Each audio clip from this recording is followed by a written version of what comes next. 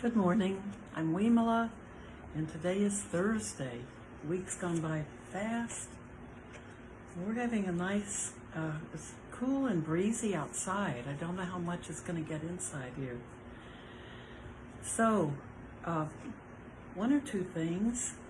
This weekend, on Saturday, is the fundraiser for the temple at the international dinner. Lots of different cultures represented, and it's going to be in the kind of a beautiful sit-down dinner for a small group of people. I think 60 is the maximum, in the basement, where you get to have a delicious assortment of wonderful foods. And there's auctions and raffles. There are auctions and raffles, so a live auction and raffles, and if you're interested in getting raffle tickets, if you're not planning to go or you don't live close, you can get raffle tickets and see things online that you might want to get.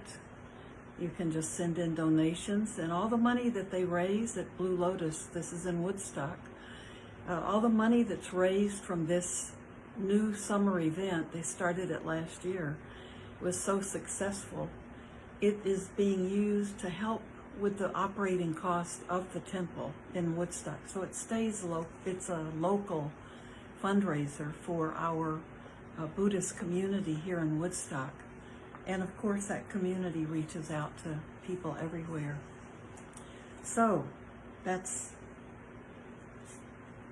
that. And before we start, today we're reading about truthfulness from Sylvia Boorstein's book, Pay Attention for Goodness Sake. And it's about these 10 beautiful qualities. They're called Paramitas, the 10 perfections. They're beautiful qualities that everyone can develop. They're not connected to any specific religion, but they're about beautiful human qualities that we're capable of working with and developing. And we just finished patience. And that's a wonderful quality. But I want to sit with you at the end, but I'd like to begin with our intention towards Ukraine that we can practice. You can practice here with me, and then at 11, if you think about this, or if you can just silently read it to yourselves, we're still thinking about war-torn, going on every day, Ukraine, and how it's also affecting the rest of the world because of the controversy about how it's being handled and what we are doing, trying to prevent a world war. What different countries are trying to do to find peace in that country, but it's certainly not happening yet. But this is a daily loving kindness for Ukraine and peace. And here it is, it's a daily intention. Our intention is that peace in the Ukraine be immediately, completely, and permanently restored in the country with no further loss of life, and that Ukraine maintain its sovereignty as an independent democratic nation.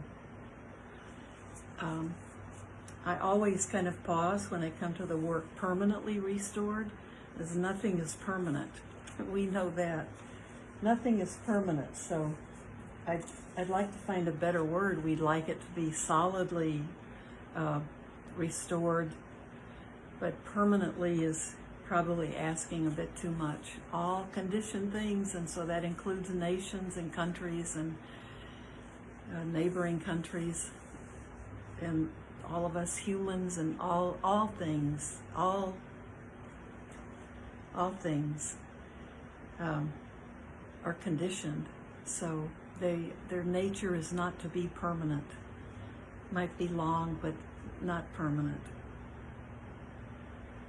But think about Sri Lanka as well. Their economy is just has fallen apart, so people are suffering there. And there's more turmoil. Even the new replacements for the president and prime minister have disturbed people in the country. So it's a very dire situation, and there are so many other countries like that. So please open your heart and open your mind toward the suffering going on in the world, and think about ways you can care for people suffering. And I think probably it causes us to be a lot more grateful for what we do have. But think about those places in the world and send loving kindness. So chapter 7, let's read and then sit. Hopefully we'll sit for at least 10 minutes. This is chapter 7 on truthfulness, and here's a quote from the Buddha. A wise person, upon acknowledging the truth, becomes like a lake, clear and deep and still. Find friends who love the truth. I really like that one. The clarity, clear and deep and still. And advice, find friends who love the truth. So we'll start with the beginning of the chapter, where she's going to break down her great table that she's created for these. To perfect my truthfulness, I need to be able to tolerate seeing clearly all of who I am and all of what is happening. I need to not feel ashamed or afraid. If I pay attention calmly and steadily, my mind will be unbiased, and its secrets will reveal themselves to me in an honest, gentle way. I will not be distressed. The pleasure I'll experience by not hiding from myself will inspire me to create the intimacy of non-judgmental, gentle honesty with everyone. That's a beautiful paragraph, isn't it? So here's the truthfulness meditation. Sergeant Joe Friday, so if you're of a certain age, you certainly remember Sergeant Joe Friday. The detective hero of the TV crime drama Dragnet would stop witnesses in mid-sentence if he thought their testimony was opinion. Just the facts, ma'am, he would say. Just give me the facts. Sergeant Friday's signature phrase became the culturally understood equivalent of, get to the point, please. What is the heart of this matter? What are you trying to say? What are you hiding from me or from yourself in this smokescreen of extra embellishment? This is a story. What is the truth? Joe Friday would have made a good mindfulness teacher. The Buddha taught that bare attention, impartial, sincere interest without additional commentary, noticing things just as they are, primes the mind for the liberating insight. There is no one and no thing separate from the continuously unfolding, remarkably lawful, interdependent unfolding of life. I'm going to read that paragraph again. The Buddha taught that bare attention, B-A-R-E, the Buddha taught that bare attention, impartial, sincere interest, without additional commentary, noticing things just as they are, primes the mind for this liberating, for this liberating insight. There is no one and no thing separate from the continuously unfolding, remarkably lawful, interdependent unfolding of life. He saw that it was the additional personalized editorializing, why me, why not me, poor me, that continuously creates a me to whom life is happening, a me bound to suffer. In the Foundation of Mindfulness sermon, the Buddha gives meditation instructions for seeing things truly, just as they are. He advises sitting cross-legged with back erect at the foot of a tree in the forest or in an empty room, and establishing oneself in mindfulness. Breathing in, one is aware of breathing in. Breathing out, one is aware of breathing out. Breathing in a long breath, one knows I am breathing in a long breath. Breathing out a long breath, one is aware I am breathing out a long breath. Breathing in a short breath, one knows I am breathing in a short breath. Breathing out a short breath, one is aware I am breathing out a short breath. I understand those instructions to mean that if you can see clearly enough to distinguish things by name, you won't be confused by illusion. So here are the Buddha's instructions for radical truth-telling, for seeing things as they are. Sit with your body in a posture that is both dignified and relaxed, so that you stay alert and comfortable, and let your attention rest in the sensation of your body, the sensations of your body. Stay alert, comfortable, and let your attention rest in the sensations of your body. Tell yourself in words what's happening. Tell yourself what's true about your body, about your breath, about your mood, about your thoughts. This is happening, now that is happening, now this is happening. When you practice this truth-telling meditation in a sitting position, you can close your eyes.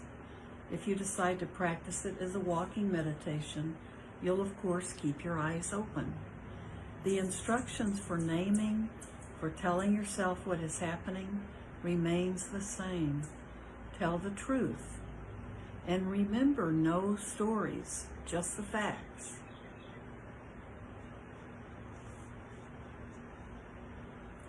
So then she goes on, talks about truthfulness in connection with wise speech, and talks about the Korean don't know mind, just to see things as if for the first time, every time. We have names for things, so that's our shortcut. And sometimes we need to drop that and just see things without needing to name them, because that kind of wipes out any additional exploration. So then let's get to the end of the chapter and go to her everyday practice with truthfulness.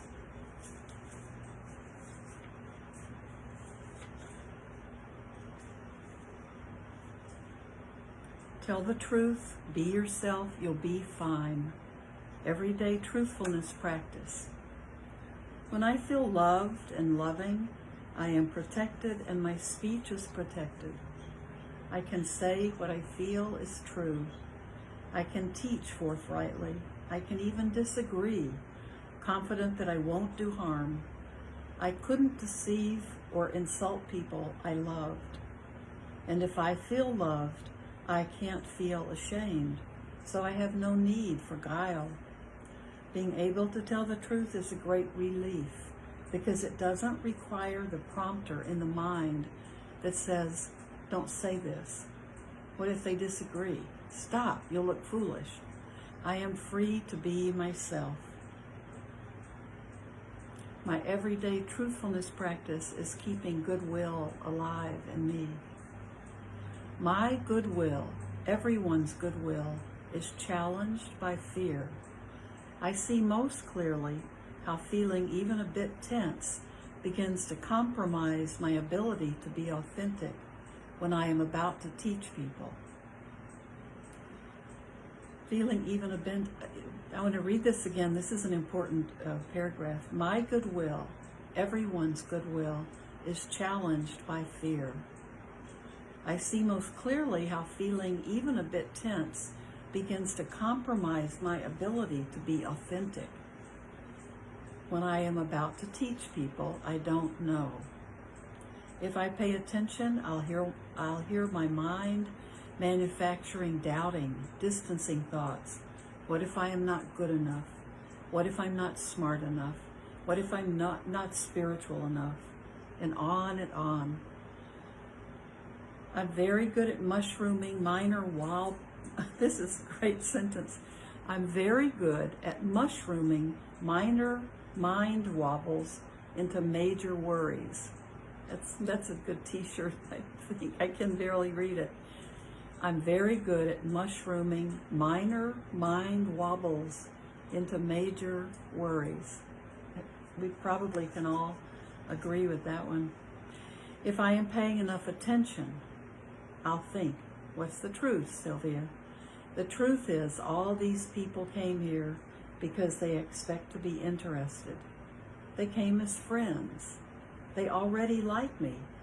I like what I already know, and I'm not going to get any smarter or any more spiritual in the next 2 minutes. Then I look around the room, I smile, I say to the people there, silently so they don't hear me, I love you. I often hear my friend Jonathan's voice saying what I long ago deputized him to say to me in other similar situations. Be yourself, tell the truth, you'll be fine. So the instruction for everyday truthfulness practice has 2 parts. First, do whatever you find works for you to counteract anxiety. Then, with natural goodwill firmly in place, tell the truth, be yourself, and you'll be fine. With natural goodwill firmly in place. That's wonderful. So you have to have goodwill towards yourself and towards others. And then tell the truth, be yourself, and you'll be fine.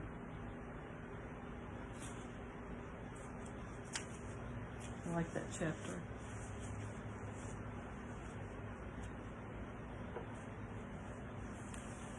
So we have 10 minutes. So we sit a lot with mindfulness doing exactly what she's instructing to work with truthfulness. And that truthfulness can begin, that's one of the ways we can begin to really understand what mindfulness is, by just doing exactly how she describes mindfulness practice. We're just paying attention to what we're feeling in our bodies without stories, and what we're feeling, just how our bodies feel today, what thoughts are racing through our head, what are the stories that we're creating from the things that we're experiencing just in our environment, just coming through our senses in the moment. So then we began to see all of our stories. So when we practice this basic mindfulness practice, it's a perfect way to feel like you're practicing truthfulness. So if you can, if you're sitting, try to close your eyes. If you're walking, you should, of course, leave them open. And just let your spine feel lifted up, whatever posture you're in. Roll your shoulders back. I think that really can help you feel like you're sitting more erect. Then let that spine support your body so you're not tensing up. So now your spine is erect, you've rolled your shoulders back. Now relax on an exhale. And just take 1 or 2 deep breaths.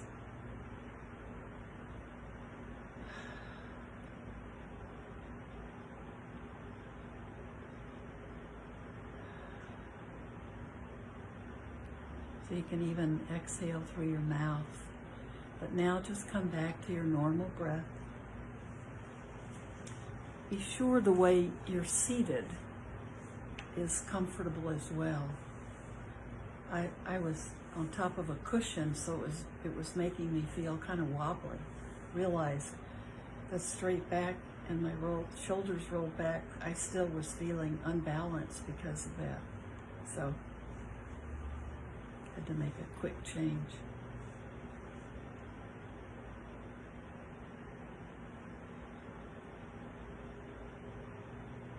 And let yourself relax. Let this practice be calming and still, like that lake at the beginning.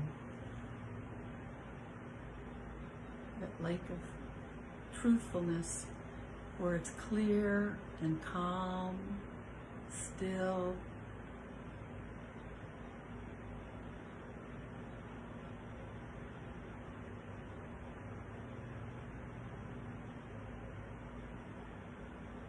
Now be aware of all that's coming through your sense doors.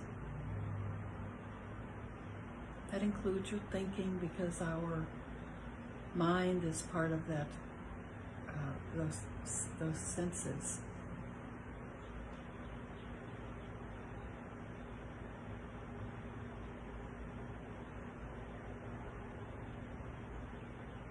And as you breathe in and out, you can use that breath as your focus.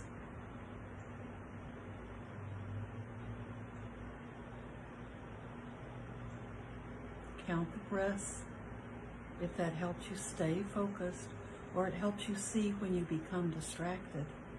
That's really the point of counting the breaths. When you lose count, then you know without question you've become distracted. Then just start over.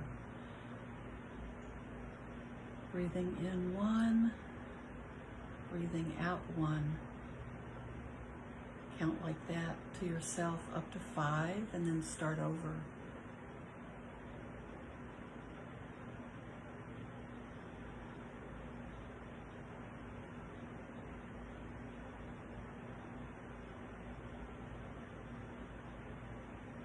You can be aware of the qualities of the breath. That was a long breath. That was a short exhale. Just describe the breath by the lengths of the breath, the depth of the breath.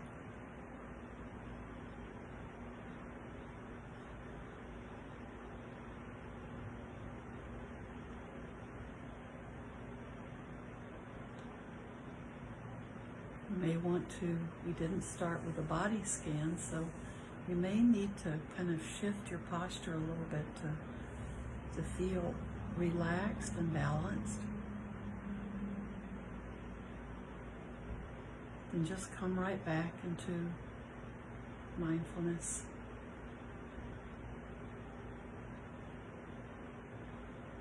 Be aware of your outer environment and your inner environment.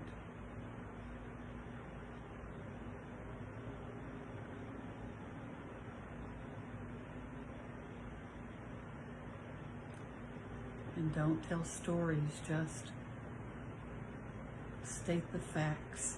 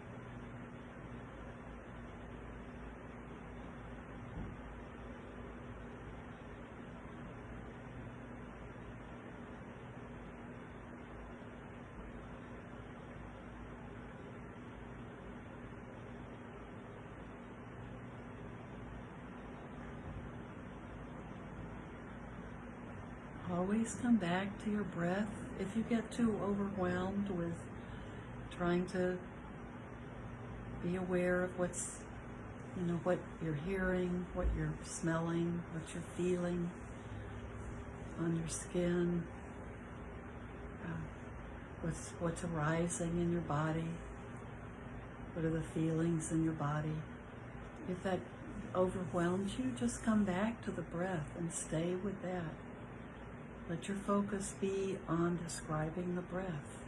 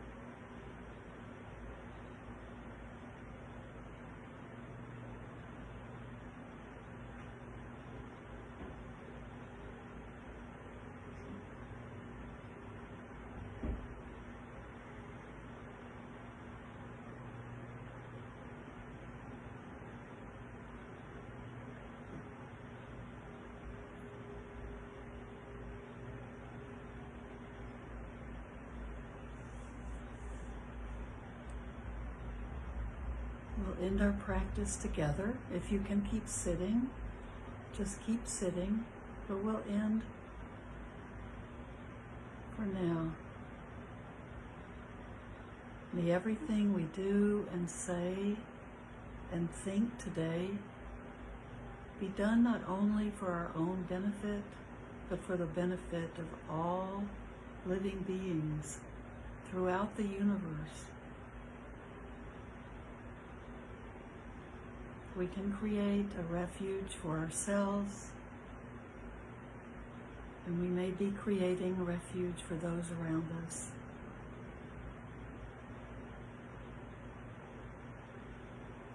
Thank you,